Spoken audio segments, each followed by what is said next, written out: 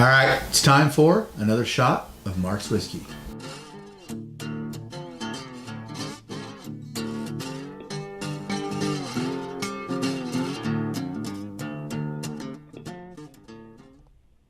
Hey everybody, welcome to another segment of Whiskey News from the Mark's Whiskey podcast.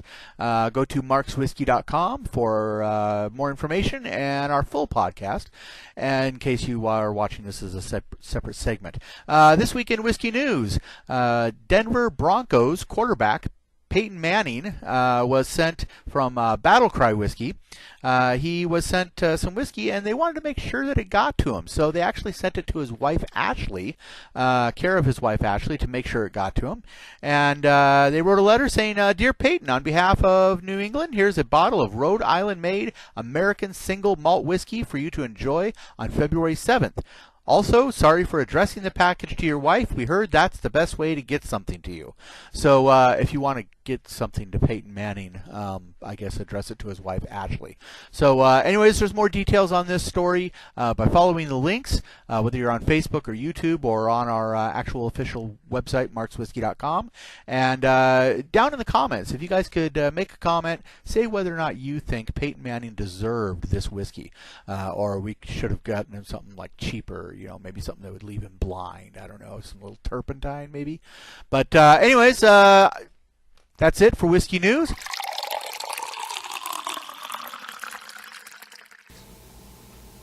All right, this is another episode of Mark's Whiskey. This is the featured whiskey for this episode is going to be Buffalo Trace. Now, we originally were going to do a blind taste test with Trader Joe's Kentucky Bourbon, because Trader Joe's Kentucky Bourbon is made by the same company as Buffalo Trace, and it's actually a very, very similar recipe. So we were going to do a blind taste test to see if we could tell which one was which and which one we like better, and if we could tell any difference at all.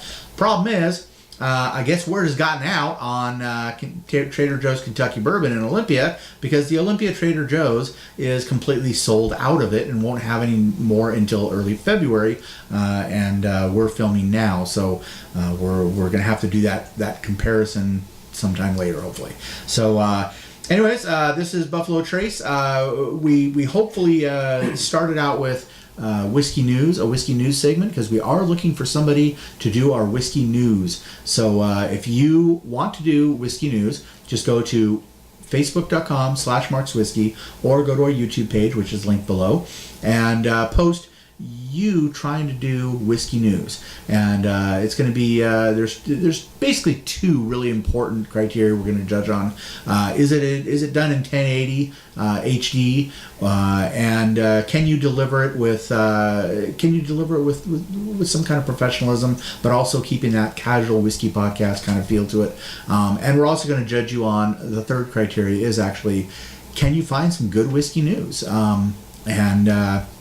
and make a good story. So just do one story, post it on our Facebook or on our YouTube. We'll see it, and just let us see your audition. And we want to get some more people involved. So, anyways, I think you're the master pourer. What do you say? Sure, I can. And I can do that. I think we're gonna have him pour some stuff out. And what's your oh, by the way, Michael Arms obviously is not here again this week, because we film these all we filmed several episodes in a row, and Michael Arms is supposedly out doing musician stuff, but like we said last week, we want you to post to our Facebook page or our YouTube page and let us know your excuse as to what do you think is a good excuse as to why Michael Arms is not here.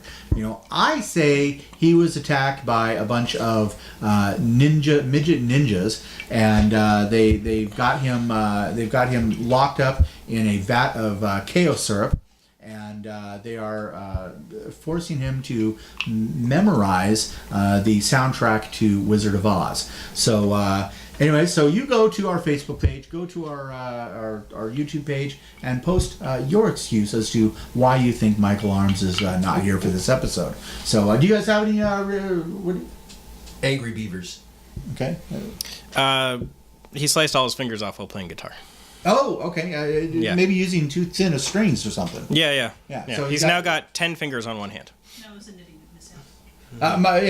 My wife, the camera woman, disembodied voice says it was a knitting mishap. So Michael Arms, playing music or knitting, you gotta pick. So get better, Michael.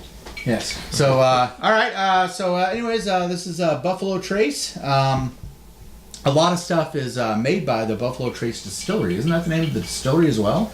Yeah, that seems to be the Buffalo Distillery. Another Kentucky bourbon. I guess this is the one that they put their name on. So. Yes. So one of this is kind of their flagship whiskey, I guess you could say. Mm-hmm. So all right, here we go. This is our first sip of Buffalo Trace.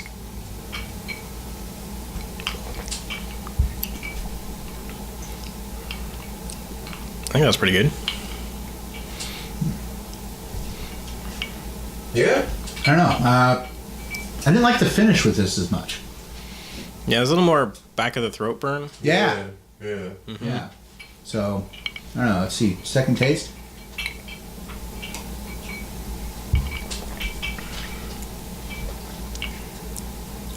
Okay, second taste is a little better, I think. It is, yeah. Yeah, that first taste was sort of... Little, yeah. It was a little kind of back. I think last week you were talking about how some whiskeys are that burn your throat kind of. Right. It had a little bit of that first sip, but second sip it's not bad. Yeah, and once the ice melts a little, that'll cut down a lot, I think. Yeah. Yeah. And so a lot of whiskey snobs look down on us for always drinking on the rocks. But here's the deal. If you watch any of these super snobby whiskey podcasts, you'll see that they add just a splash of water. So if you have an ice cube and you make sure it's filtered ice, make sure it's filtered water in your ice cube, it gives that splash of water, but it also chills it a little bit. So if you're going to do it on the rocks like we do, make sure it's filtered ice cubes. And I don't know, if you whiskey snobs don't like that, then suck it up, Buttercup. This is I think this follows the rules of drinking whiskey, and we just like it that way. So, Is that an 80 proof again? No, this is also 95 or 90 proof, so 45%. So understandable that it has a bit more bite to it. Yeah.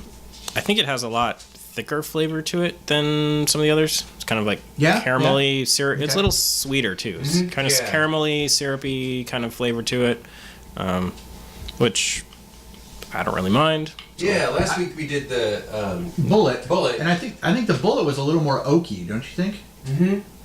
Yeah, maybe that. Yeah, like it spent a little more time in the bottle in the barrel. In the barrel. Yeah, a little woodier. Yeah. This one's definitely sweeter, little more caramel. Yeah. So, I don't know. We ready for our last sip? Why of not? Buffalo Trace. All right.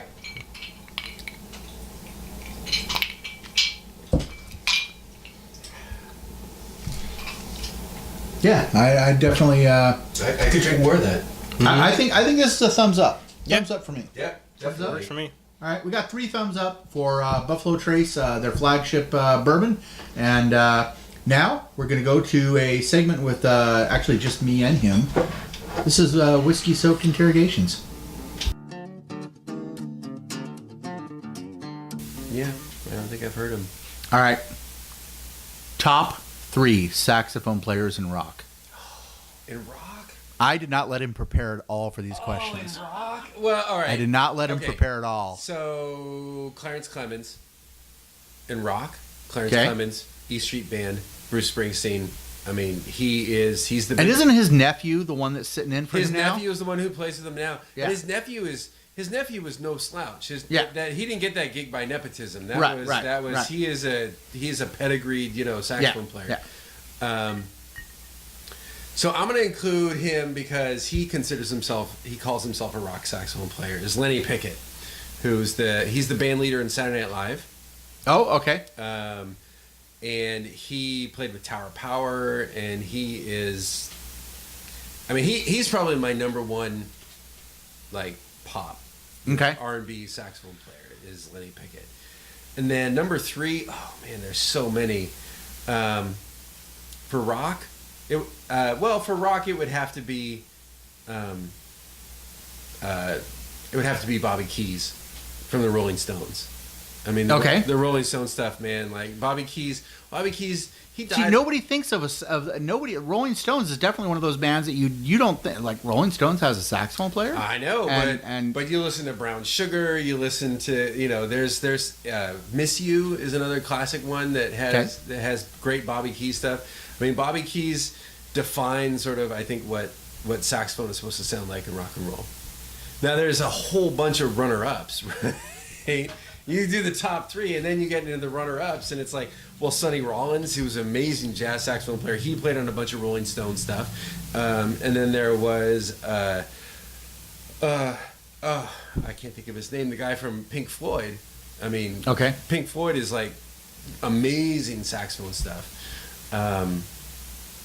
The Grateful Dead always felt that they needed to have a saxophone player. They never did, really, until the late 80s, early 90s, and they had Branford Marsalis play with them.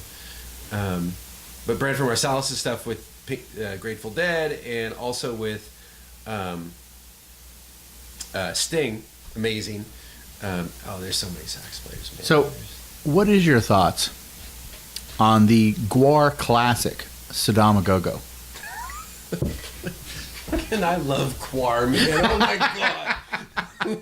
Like If Gwar played Seattle and they said, "Dude, our saxophone player I would just be got," there in a heartbeat. Are you kidding me? Okay, Like okay. put me in a cod piece and like a horned helmet, and I am all over that. Like that is, like gut hanging out, whatever. Like I don't care. Like that is so much fun.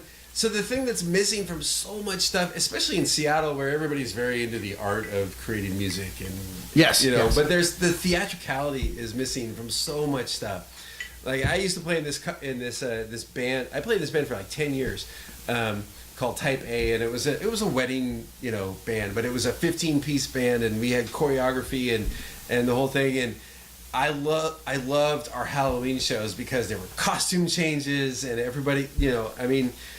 Nobody does the theatricality part of pop music or rock music anymore. I think that was the thing that makes me the most sad about Bowie passing is that there's no.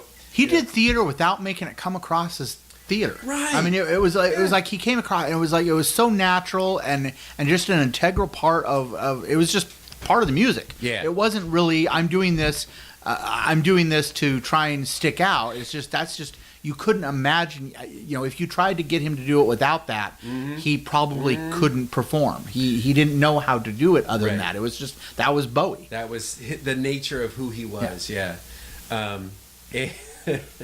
Yeah. So, Yeah. I miss Bowie. yeah. I miss him. I miss him already. Like it was just that was a very sad day. That was a crappy way to wake up. Yeah, Like, yeah. 5 a.m, like turn on the news and like And right after Lemmy. and Right Lemmy. after Lemmy. Yeah. And then right after that, freaking Alan Rickman. Alan Rickman, like, Metatron. did you see Kevin Smith's post on Facebook? Yeah, damn him. He almost made a fat man cry. I know. I cried a little. I'm not gonna lie. Well, so I think that we're living in the golden age of nerdery. Like, I don't think that it's never going to be as cool to be into comic books and sci-fi as it is right now. Yeah. Like, right now is the perfect, and the stuff that we were ostracized for as kids, this is the perfect time. Now we've come into our own. It's I work at a high school, and I try and explain to the students, no, actually, there was a time once when you couldn't walk around with a book from, like, Jim Butcher or Lord of the Rings or Terry Pratchett. or what's his name, Philip Pullman, his Dark Materials. If you got caught carrying a book by an author like that, you would probably get the book thrown away. The book would be ripped out of you, and you would be beat up, thrown into a locker. Yeah, I mean, in high school, I was really into like the Chris Claremont era of the X-Men, and all of the stuff that Chris Claremont was writing for Marvel at the time was just. I mean, he wrote that whole that whole story of the outcast who was exceptional, so well, yeah, that wasn't you couldn't read comic books when you in the 80s in high school. Yeah, Come on, yeah, man, yeah, you're yeah. gonna get your butt kicked Yeah. badly. Yes. Yeah. I did actually get my Wolverine graphic novel signed by Chris Claremont when I was at Comic-Con a couple of years ago. Nice. And what's with it? A bunch of these A-list people that would not hang around with nerds in high school are good sitting Lord, there no. invading the comic book conventions Right. and taking over the comic. It's like, wait, the cool kids are invited to our party? Why are the cool kids invited to our party? That's just always seemed a little. The cool the nerds are getting kicked out of their party. Right. But on the other hand, we have a new Marvel movie every year, and we have we have new Star Wars movies coming every year. And we so it's hard for me to complain too much because it's never going to be this good again. And after The Force Awakens, I think it's safe to say that it's Disney. It's okay. We're okay as long as the next movie is not centered around the Death Star. Yeah, The next movie should not be centered around the Death Star. We've covered the Death Star. Yeah, we We're should good with pretty the much leave the Death We Star should move alone, and on. especially don't do a heist movie. I mean, that would be just sad. So if you're a nerd, you get that joke. That the next movie is all about the Death Star, and it's a heist movie. All right. Now you have a Star Wars shirt on. I do. I have my Jedi Academy shirt. Jedi Academy. Now, Yeah. was that a fan club thing or? It was a Christmas gift actually Okay. from my fiance. I got 3 Star Wars shirts for Christmas, and it was like I was 7 again, and I was like, yeah, the best Christmas ever. Yep. So yeah, I have this one. I have a classic just Star Wars with the Japanese Star Wars underneath it, and then I have and then I got a Darth Vader shirt. It's pretty cool. I'm excited about that. Yeah, no, it's a special time for geeks right now. Absolutely. That we're not ever going to see again. Probably. No, So no. milk it. Get your comic book subscriptions on and do the And whole one thing. thing that I've learned with trends is when the trend gets to be so huge, when it gets to be so powerful that you could not imagine it ever passing. Like, you know what? This is so big. It's going to be like this for now and evermore. That's when that trend is about to die. Yep. Remember grunge? And we thought that was the way rock and roll was going to be forevermore because that was it, and that was when it died. Mm-hmm. Glam. We thought, oh God, this is going to be rock and roll for the rest of eternity, and it's always going to be Spanish. If you're going to do rock and roll, you got to do this, right? And that's when Alice in Chains came out. That's when Nirvana came out, Alice in Chains. Yeah, that was. I mean, Nirvana and Alice in Chains and Pearl Jam and Mudhoney and Grunt Truck and like all those bands from Seattle in the 90s. When those bands came out, it was such a breath of fresh air to like stop Poison from ever producing another album again. Like, they still produced albums. I know, but nobody cared about Nobody them, cared, which is the important thing. So how many years do you think we have of and let's face it, the scary thing about it is it's all fueled by Disney now. Disney owns Marvel. Disney owns Star Wars. So as soon as Disney figures out, as soon as the bean counters at Disney decide this is no longer massively profitable, this nerd heaven that we're experiencing is dead and gone. How many years do you think we have until it dies? I don't know. What is this? 2016. So we probably have. I would say probably 2 or 3. I think we'll get through episode 9. Of Star Wars, and once we get through Civil War with Marvel, I think that the important stories will be told, and then nobody will want to go anymore. Nobody will want to go. Yeah. The ticket sales will ticket plummet. Sales will flag. And I don't know about plummeting, but I think they'll flag to a point where because those movies are incredibly expensive to produce, and incredibly expensive to market. So if you're not making stupid money, $500 million on those movies, then it's not going to break even, and maybe we can get back to smaller stories. Get back to smaller sci-fi stories. Well, go through YouTube, and you find like these independent productions that were made by film school students and film school rejects that are beautifully done. Yeah. And so it's like, I think technology now is to the point where you can do the CGI even independently through open source software like Blender, and I think that I almost am excited about nerddom not being popular, because I think artistically it's going to get better when it isn't cool anymore. Nerddom should not be cool, and when it's cool, it's when it's cool, I think you get the watered down version of it. Oh yeah. Whereas I think you get a much more better artistic feel for it when it's shunned. Yeah. Yeah. I'm excited to see what happens with Civil War. I think that story, to make it sell, is probably going to be watered down. Yeah. In a way that I don't really think it should be. I think that now, I'm not a huge Marvel fan. Yeah. I like it. I enjoy it. But is Civil War, is that like old canon that they're just making a movie of, or is that a new story? It's an older story. So there was comic books of it. There was comic books, of Civil War, and I sort of got out of comic books for a little while. I'm getting back into them now. So I don't remember exactly when Civil War happened, but it was the battle between Tony Stark and Captain America. Yeah.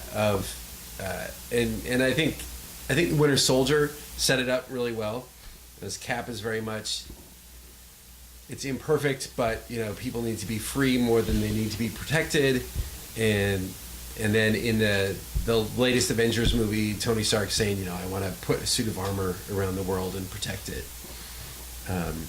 Which sounds very scary. It sounds very That sounds scary. like a horrible idea. Those freaking helicarriers, man! Like, that was the whole thing. Was like, we're gonna kill people before they can become a problem. Yeah. So, but all right. I think we're gonna probably, this is probably gonna end up cut into that big long conversation is probably gonna get cut into two pieces. Well, all right. But I think we're gonna cut for just a second and in the filming and go to next week's whiskey soaked conversation. But we're gonna take we're gonna see you next week for more with Scott Adams. Cheers. Cheers. All right, that was Whiskey Soaked Interrogations, and we're gonna be back next week. I believe we're doing. You want to do after the bottle? We're doing a little bit of Old Forester next week, but as Jeff, the man of the eye of detail, reminded me, we got an after the bottle. So this is After the Bottle.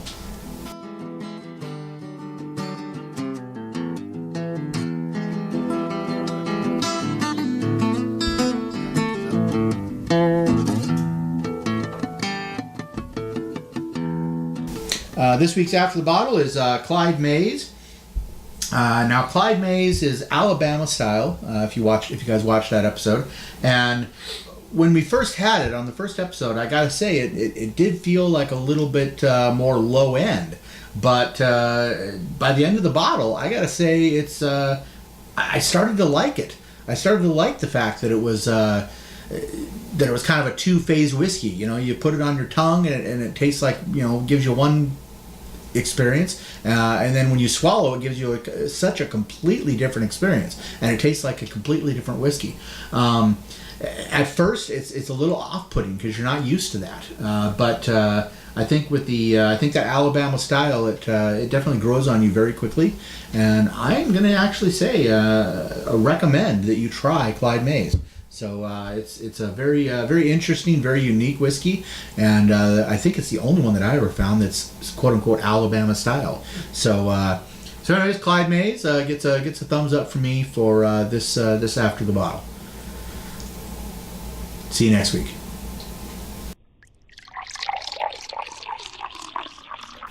Okay.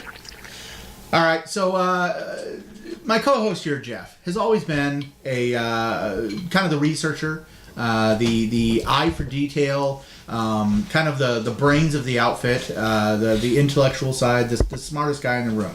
So as of now, he was just telling me something off camera that made me. I said, dude, we got to launch a segment on this. This is too good. So here's Jeff's segment called WTF? What the fermentation? Jeff. So, as I was telling Mark,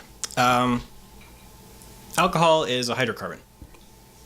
So, you can create the stuff that makes you get drunk using crude oil.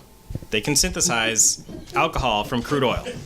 It's chemically identical. You can't tell. You look under a microscope, no difference whatsoever. Gets you same effects. I don't know how it tastes, but you get 100 proof or 200 proof.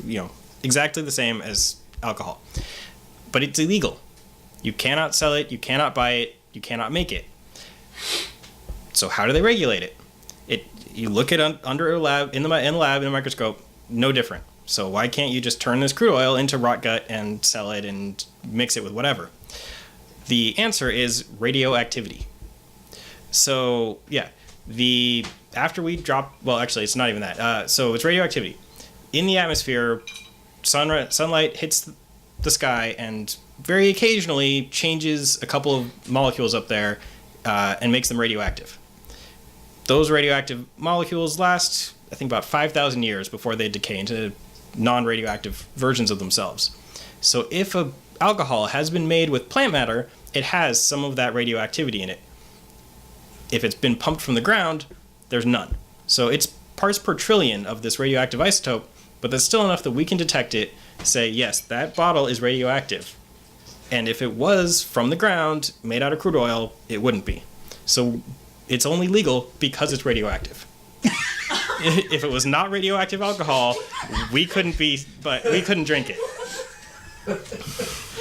Go science. That just explains so much, actually. Answers so many questions that I've had. Yeah.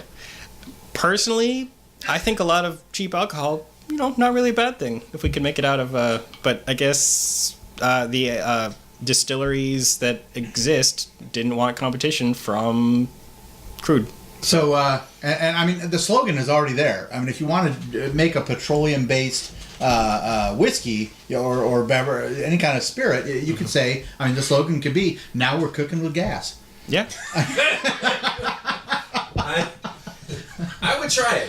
I would totally do try it. I've drank, homemade moonshine out of a bottle and a sock, right? So I'm totally Clean new sock, I'm hoping. I'm hoping that it was. Well, the bacteria, I don't know. I didn't ask a lot of the bacteria has to come from somewhere to ferment it. So I can't imagine that sock was that clean. Dude. All right. So that was our new segment, WTF. It not guaranteed every episode, but when he has a golden nugget, we're gonna present it to you, and that was a good kickoff to it, dude. Cheers to you on that one. Cheers.